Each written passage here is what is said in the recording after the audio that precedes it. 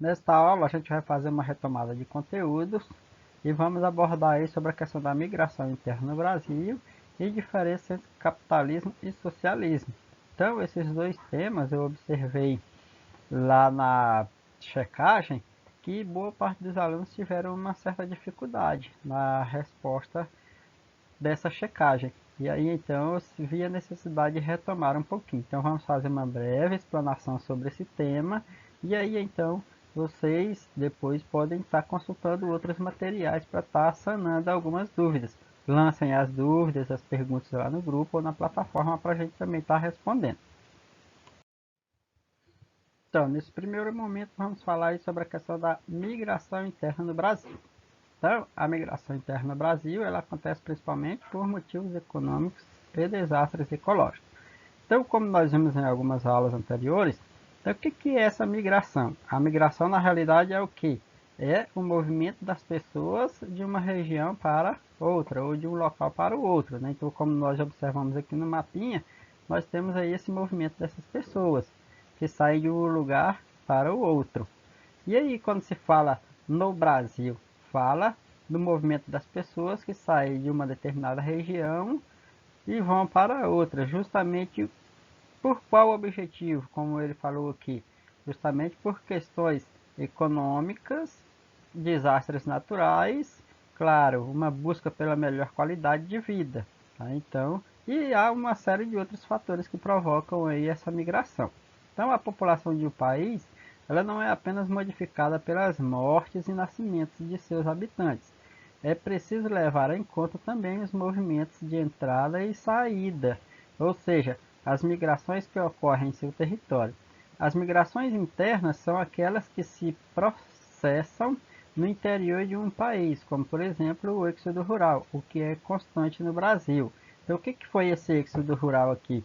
Foi a migração em massa das pessoas da zona rural para as cidades, como aconteceu aí com a questão do desenvolvimento da região sudeste do Brasil, que teve uma concentração industrial e uma atração maior por essas pessoas que saíam da zona rural e iam para a zona urbana, para as cidades, e principalmente aí a questão da região sudeste. E aí então hoje a gente vê uma migração contrária, né?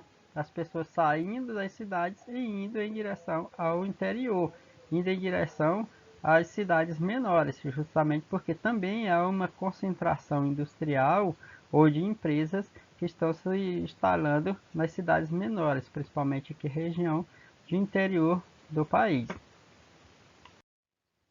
Então, através desse mapa mental aqui, a gente vai ter uma ideia básica aí de como ocorreu esse processo migratório no Brasil. E aí, então, a gente começa aí pela década de 40 e 50, que foi onde ocorreu os primeiros grandes eventos migratórios dentro do Brasil. Então, foi impulsionado por quem? Pela industrialização no Sudeste, como tínhamos comentado. Foi o aumento dos empregos nas indústrias e leis trabalhistas no meio urbano. Então, uma série de fatores aqui atraiu essas pessoas para essas regiões, pessoas que saíam da região Nordeste e iam em direção à região Sudeste. O eixo principal aí é a questão de Rio de Janeiro e São Paulo. Na década de 60 e 70, que foi o segundo grande evento migratório, foi impulsionado pela construção de Brasília e pela modernização agrícola ou agropecuária da soja, né? Então as pessoas saíam da região nordeste e sul do Brasil e iam em direção ao centro do Brasil, especificamente aí a região centro-oeste. Né? Então, com a prática agrícola, então a região centro-oeste ela concentrou essa atenção. E aí então, em 1970 a 1980, que foi o terceiro grande evento migratório, foi impulsionado pelos processos de integração da Amazônia dos governos militares. Foi a construção da Zona Franca, estradas hidrelétricas e, e aí então várias outras construções que ocorreu na região norte principalmente. Então as pessoas saíam de várias regiões do Brasil e iam em direção à região amazônica, a Amazônia, justamente aí atraída por esses atrativos, ou seja, por essa evolução da região.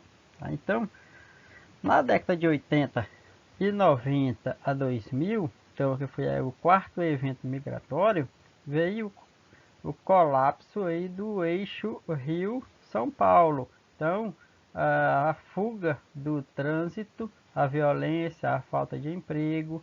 Então, essas pessoas já estavam fugindo desse, dessas, desses eventos e indo para várias outras cidades, principalmente cidades menores. Então, saiu dos grandes centros e ia para cidades médias ou cidades pequenas.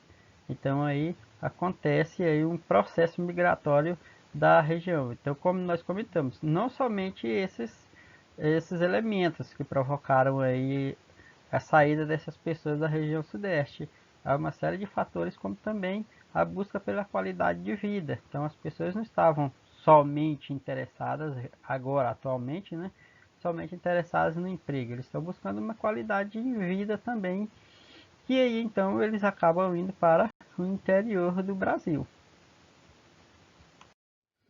No segundo momento, a gente vai falar sobre as diferenças entre capitalismo e socialismo. Né? Então, o capitalismo e o socialismo foram dois sistemas econômicos que disputaram a hegemonia no mundo ao longo do século XX.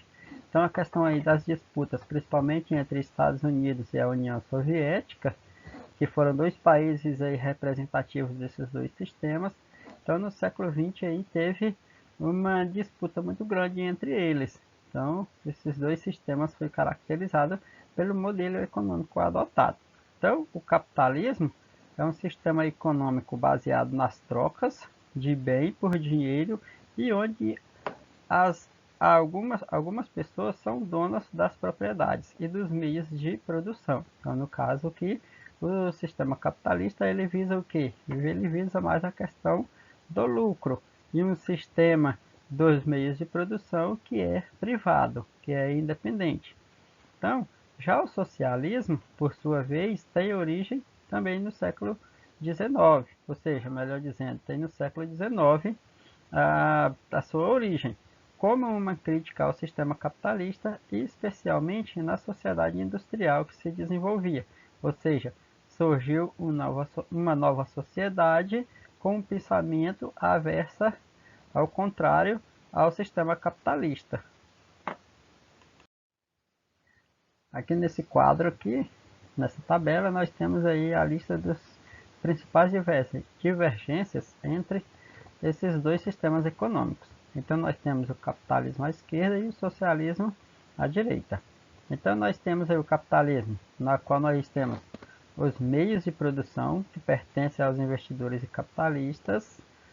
No socialismo, os meios de produção pertencem ao Estado. Então, na realidade, o Estado é que toma de conta das empresas ou do sistema de produção. A produção no capitalismo visa o lucro, já no socialismo visa a satisfação das necessidades básicas da comunidade, de atender às necessidades da comunidade. No capitalismo nós temos a concorrência e pressão para que se trabalhe sempre mais, né? No socialismo, a concorrência e a pressão para aumentar a produção, elas são para mostrar que os países socialistas são eficientes. Então, aqui, na verdade, essa pressão para se trabalhar mais era justamente para mostrar para o sistema capitalista que eles eram mais eficientes. No capitalismo, nós temos as divisões de classes, ou a existência de classes sociais, e no socialismo, nós temos as classes sociais que eram reduzidas e até mesmo a desaparecer. Ou seja, na realidade, praticamente não existia essas divisões de classes sociais. Então, no capitalismo, nós temos a liberdade religiosa e já o socialismo, a religião era vista como um instrumento a mais do capitalismo. E muitas vezes os praticantes são perseguidos. Então, a religião ela não tinha a liberdade de se praticar, né? Então, o capitalismo, o mercado dita as prioridades econômicas da sociedade.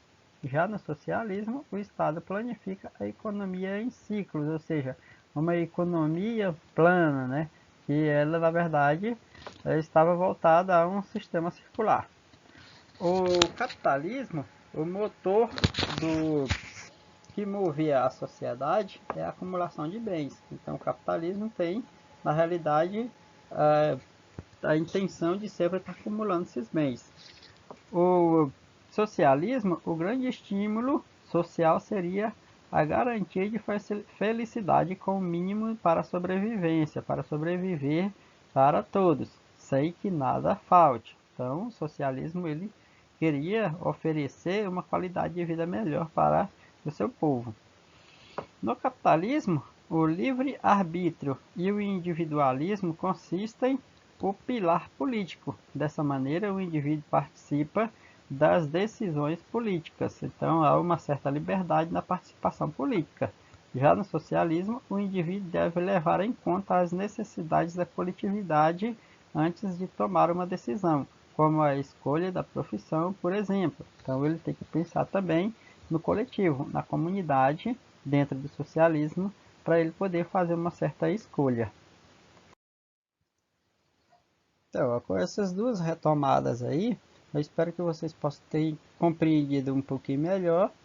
E caso tenham dúvidas, vocês lancem lá na plataforma, perguntem a gente lá no grupo do WhatsApp e vamos fazer um bom estudo, ok? Então, bom estudo a todos e muito obrigado.